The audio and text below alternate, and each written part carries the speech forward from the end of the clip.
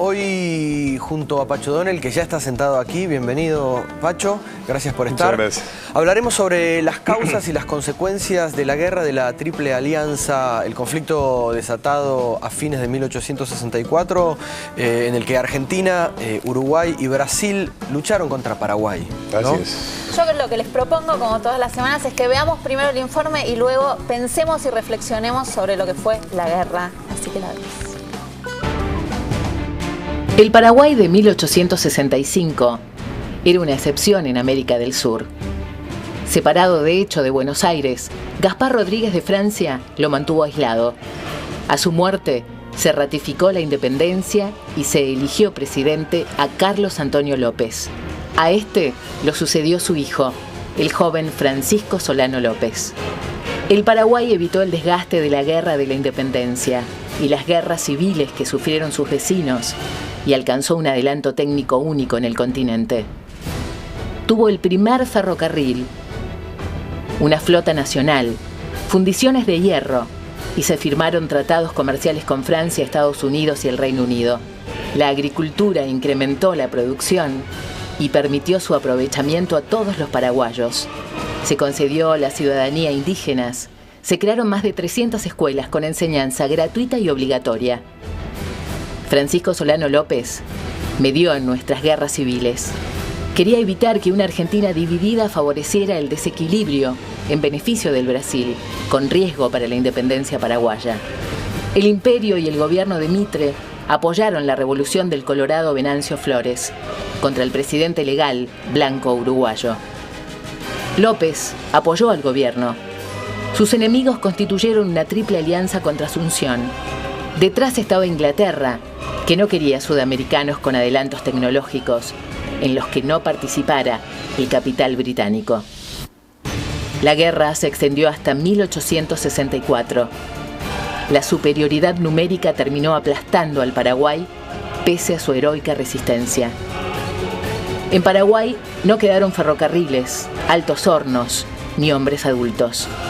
No fue por apego a la tradición guaraní que se autorizó la poligamia. Wow. Bueno, Pacho, ¿cuál fue el motivo que desató esta guerra? Bueno, ahí por ejemplo se sugiere que Paraguay estaba fuera de las consignas que impartía Gran Bretaña, la dueña del mundo en ese momento, que era el liberalismo, la apertura de las fronteras para sus productos, etcétera. En cambio, Paraguay era, como bien se dijo, un país cerrado que se autoabastecía, que no tenía deuda externa, que tenía ferrocarriles, tenía siderurgia, tenía muchos avances. Y por otra parte hubo una decisión de Brasil, porque Brasil, para poder alcanzar sus zonas del Mato Grosso, entonces tenía que pasar por zonas controladas por Paraguay, o sea que Paraguay tenía la llave, digamos, de las comunicaciones internas de Brasil. Hubo una alianza, digamos, donde se suponía que la victoria era muy fácil, porque eran tres países poderosos contra el Paraguay. Hay que decir que a Paraguay le había defeccionado Urquiza. Urquiza, que era de alguna manera el presidente virtual de toda la Confederación de las Provincias Argentinas, le había hecho guiños que después no cumplió. La guerra era tan desigual desde el principio que con una cierta petulancia Mitre, que era presidente argentino, pero también era el comandante en jefe de las fuerzas aliadas, dijo 24 horas en los cuarteles, en 15 días en campaña, en 3 meses en Asunción. La cuestión es que la guerra duró desde 1865 o 64 hasta 1870. Se estiró un poquito. Y fue una guerra con enormes consecuencias para todos los que participaron, ¿no? Bueno, en principio recién en el informe, en las imágenes, toda guerra es devastadora, es escalofriante las consecuencias, lo que queda, cómo queda todo. Pero esa fue una guerra que siguió mucho más allá de lo que debería haber seguido. En parte también porque Solano López no se rindió, creo que hay un momento en que hay que rendirse. El emperador Hirohito, cuando le tiran la bomba, la primera bomba y luego le tiran la segunda en Hiroshima, es evidente que la tercera va a Tokio, bueno, ahí él se rinde. Pero además hubo un gran genocidio. Fíjate vos que Paraguay pierde el 90% de su población masculina. Bueno, eso decía recién, ¿no? Sobre la población adulta, ¿no?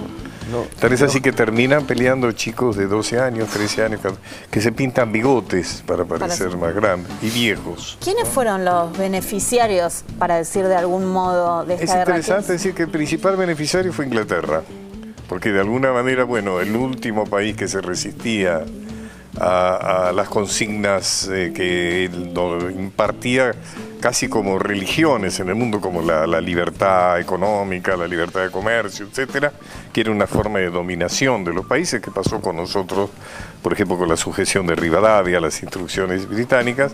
Bueno, hizo que el único país que se resistía entrara dentro de su órbita. Y además todos los países se endeudaron.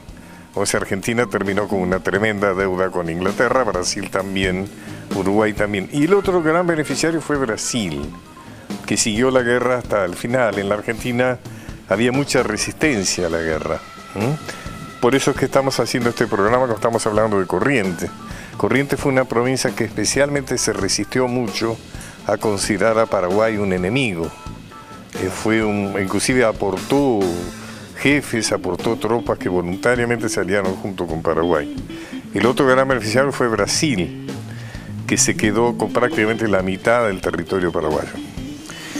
Gracias, Pacho. Gracias, Pacho. Hay 1000 preguntas que se me ocurren. ¿Cómo quedan las relaciones posteriores y demás de esto, después de una guerra? Posteriormente queda presidente títere de Brasil y Paraguay pierde prácticamente todo.